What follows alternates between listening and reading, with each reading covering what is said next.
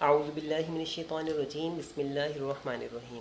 السلام علیکم ویورز، میں ہوں ثاقب اور آپ دیکھ رہے ہیں آپ کا اپنا چینل علمی دنیا۔ خواتین و حضرات، آپ لوگوں میں سے اکثر نے ٹرین کا سفر تو کیا ہی ہوگا اور دوران سفر آپ لوگوں کے ذہن میں بھی کچھ سوالات یقیناً آتے ہوں گے کہ ٹرین کی پٹری کے اوپر یہ چھوٹے چھوٹے پتھر کیوں بچھائے جاتے ہیں، ٹرین کی پٹری کے بیچ میں گیپ کیوں ہوتا ہے، ٹرین کے اندر لگا ہوا یہ ہائیڈرولک بریک کس کام آتا ہے، یا ٹرین کے آخری ڈبے میں کراس کا سائن، یا اور مختلف قسم کے سوالات۔ تو خواتین و حضرات، آج انہی سوالات کے بارے میں ہم بات کریں گے۔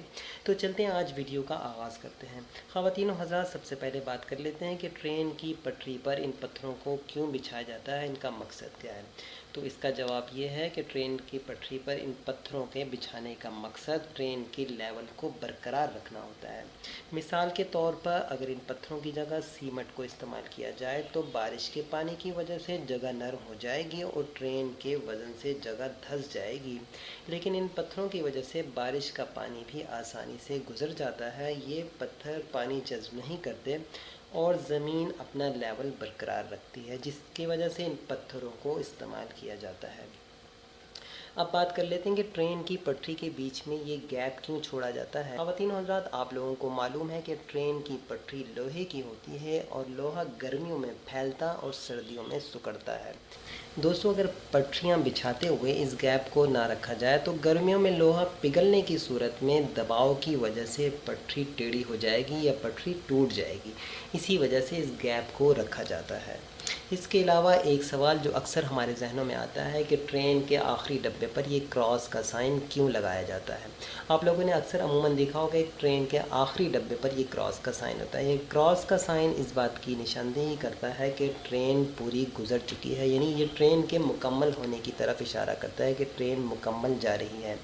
اس کے ساتھ ساتھ یہ چھوٹا سا بلب آپ لوگوں نے دیکھا ہوگا، یہ بھی رات میں اسی چیز کا کام کرتا ہے کہ مکمل ٹرین اپنے آخری ڈبے کے ساتھ گزر رہی ہے۔ اسی آخری ڈبے کے کونے پہ آپ لوگوں نے یہ چھوٹا سا بورڈ بھی لٹکا ہوا دیکھا ہوگا جس پہ ایل اور وی لکھا ہوتا ہے۔ اس کا مطلب ہوتا ہے لاسٹ وہیکل، مطلب آخری ڈبہ گزر رہا ہے۔ اگر کبھی آپ لوگ ٹرین دیکھیں جس کے پیچھے کراس کا سائن نہ ہو یا یہ بورڈ نہ لگا ہوا، تو اس کا مطلب یہ ہوتا ہے کہ ٹرین کے کچھ ڈبے پیچھے رہ گئے ہیں اور یہ ٹرین آدھے ڈبوں کے ساتھ جا رہی ہے۔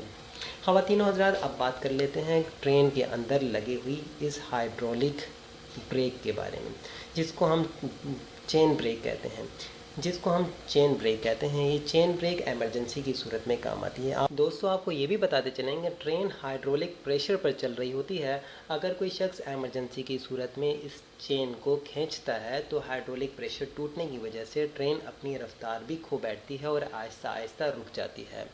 خواتین و حضرات، یہ تھی آج کی ویڈیو۔ امید کرتے ہیں آپ کو ہماری یہ چھوٹی سی کوشش پسند آئی ہوگی۔ اگر پسند آئے تو ضرور ہماری ویڈیوز کو شیئر کیجیے گا، ہمارے چینل کو سبسکرائب کیجیے گا۔